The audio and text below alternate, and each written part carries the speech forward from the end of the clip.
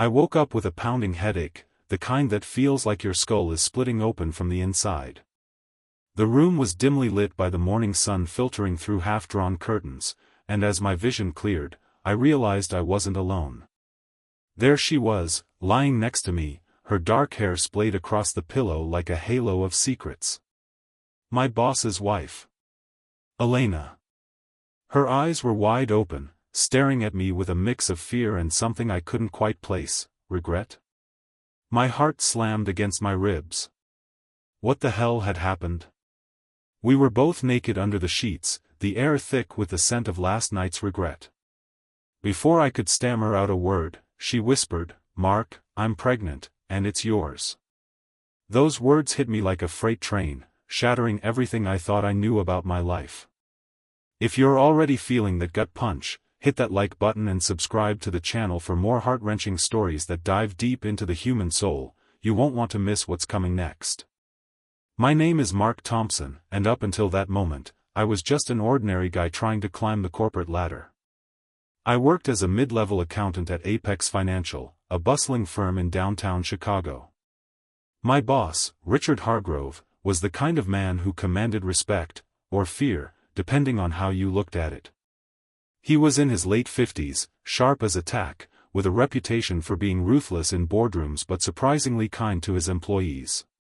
Elena, his wife, was 20 years his junior, a stunning woman with olive skin, piercing green eyes, and a laugh that could light up a room. She was an artist, running a small gallery in the arts district, and I'd met her at company events, holiday parties, summer barbecues. She always seemed out of place next to Richard, like a vibrant painting hung in a sterile office. It started innocently enough. About 6 months ago, Richard had asked me to help Elena with some financial paperwork for her gallery. "She's hopeless with numbers," he'd joked, clapping me on the back. So, I met her at a cozy cafe near her studio. We talked taxes, deductions, and before I knew it, we were sharing stories about our lives. I opened up about my divorce 2 years prior, how my ex, Sarah, had left me for someone more exciting, taking our dog and half my savings. Elena listened, really listened, her eyes softening with empathy. She confessed that her marriage to Richard wasn't the fairy tale it appeared to be. He was always working, always distant, buried in deals and deadlines. "I feel like a trophy on a shelf," she said, her voice cracking just a little. One meeting turned into 2, then weekly lunches. It was harmless, I told myself. Just friendship. But there was an undercurrent, a spark that grew with every shared glance, every accidental brush of hands. One rainy afternoon, after we'd finished reviewing her quarterly reports, she invited me to her gallery to see her latest pieces. The place was empty, the storm raging outside. We stood in front of a massive canvas, a swirl of reds and blacks, chaotic and passionate. "This is how I feel inside," she said, turning to me. And then, without warning, she kissed me. It was electric, forbidden, and I didn't pull away. That was the beginning of the affair. We were careful at first. Stolen moments in hotel rooms, late-night texts deleted immediately. I knew it was wrong. Richard had given me my big break at the company, promoting me when no one else would. He trusted me. But Elena made me feel alive again, seen in a way I hadn't been since before my divorce. She was passionate, creative, everything my structured life lacked. We'd talk for hours about dreams we'd buried, me wanting to write a novel, her yearning to travel the world without the weight of expectations. In her arms, I forgot about the guilt gnawing at the edges of my conscience. But secrets have a way of festering. A month into it, I started noticing changes. Elena seemed more withdrawn, her texts less frequent. I chalked it up to paranoia, but deep down, I knew something was shifting. Then came the company retreat, a weekend getaway to a lakeside resort for team building. Richard insisted I come. Elena would be there too, as spouses were invited. The first night, after a bonfire and too many drinks, Richard retired early, complaining of a migraine. Elena and I slipped away to my cabin, the alcohol blurring the lines we'd sworn to keep. It was reckless, stupid even, but in the heat of the moment, it felt inevitable. Waking up to her words that morning was like plunging into ice water. Pregnant, and it's yours. I sat up, the sheets pooling around me, my mind racing. What? How? We were careful. She shook her head, tears welling in her eyes. Not careful enough, apparently. I took a test yesterday.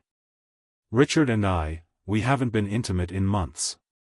It's yours, Mark. No doubt. The room spun. My life flashed before me, my job, my reputation, the fragile stability I'd rebuilt after Sarah. If this got out, I'd be ruined. Fired, blacklisted, maybe even worse. Richard wasn't just my boss, he was connected, influential. And Elena?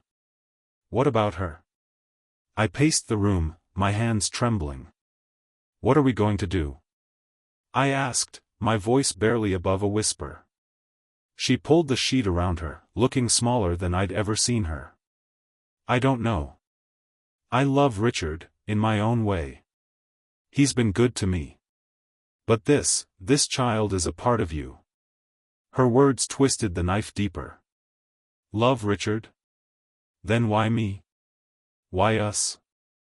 I felt betrayed, used, even though I was just as guilty. We dressed in silence, the weight of the revelation pressing down like a storm cloud. I drove her back to the main lodge, promising to figure something out, but inside, panic clawed at me. The drive home from the retreat was torture. Richard chatted amiably in the car, oblivious, praising my work on a recent project.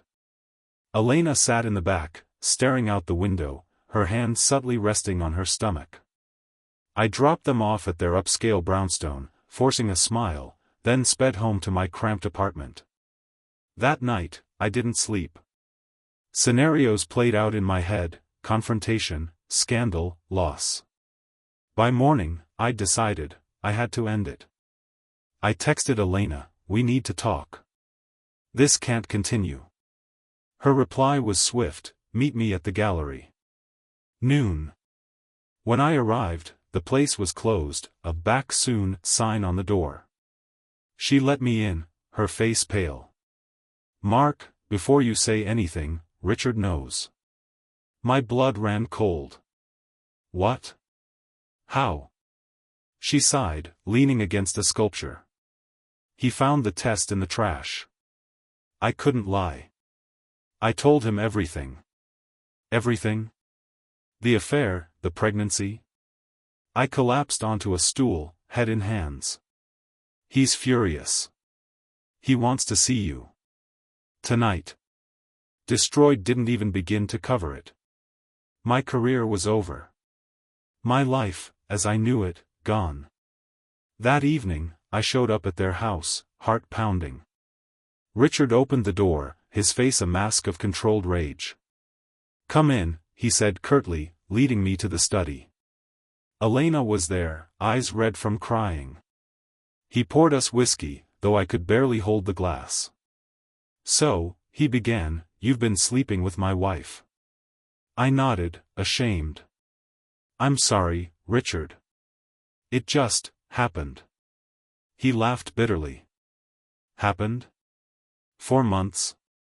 Behind my back?" He slammed his glass down. "You're fired, obviously. And if you think you'll work in this city again, think again." But then, something unexpected. Elena spoke up.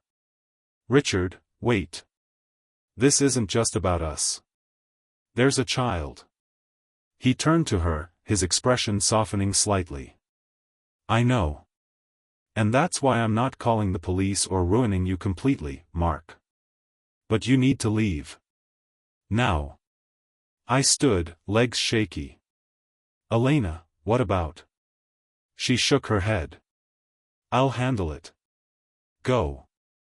The next weeks were a blur of despair. I lost my job, as promised. References dried up, whispers followed me in interviews. Friends distanced themselves when the rumors spread, small town in a big city. I moved back to my parents' house in the suburbs, a failure at 35. Depression set in, heavy and unrelenting. I drank too much, slept too little, replaying every mistake. Why had I crossed that line? For excitement? Validation? It cost me everything. One night, drowning in self-pity, I got a call from an unknown number. It was Elena. "Mark, I need to see you." Against my better judgment, I agreed. We met at a park bench, away from prying eyes. She looked radiant, her belly just starting to show. "Richard and I are separating," she said. Amicably. "He's hurt, but he wants to be involved with the child, if you'll allow it." Me? Allow it? What do you mean? She took my hand. "This baby is yours biologically, but Richard, he's willing to raise it as his own, if we co-parent. No scandals, no courts. But only if you're okay walking away." The choice tore me apart. Fatherhood? I wasn't ready. I'd barely held my life together. But abandoning a child? That felt worse. We talked for hours, emotions raw. She revealed her own struggles, growing up in a broken home, vowing never to repeat it. Richard, too, had his demons. A first marriage ended in tragedy, a child lost young. He'd buried himself in work to cope. Our affair had been a symptom of deeper pains, loneliness, unhealed wounds. In the end, I chose redemption. I agreed to let Richard claim paternity publicly, but I'd be involved privately, visits, support, a shadow father. It wasn't ideal, but it protected the child from our mess. I started therapy, confronting my impulsiveness, my need for approval. I took a job at a small firm, far from the glamour, but honest. Wrote that novel I'd dreamed of, pouring my story into fiction. Months later, the baby arrived, a boy, named Alex. Holding him for the first time, tears streamed down my face. Elena and Richard were there, a fragile truce formed. We weren't a traditional family, but we were committed to something bigger: love, forgiveness, growth. Years passed. Alex grew into a bright kid, knowing me as Uncle Mark, but sensing the bond. Richard and I became unlikely friends, bonded by shared regret and resolve. Elena pursued her art full-time, thriving. Me? I rebuilt, stronger. The affair destroyed my old life, but from the ashes, I forged a new one, authentic, purposeful. If this story touched you, remember, rock bottom isn't the end, it's the foundation for comeback. Mistakes don't define us, what we do next does. Smash that like button if you agree, and subscribe for more tales of heartbreak and hope. Life's twists can break you, or remake you. Choose remake.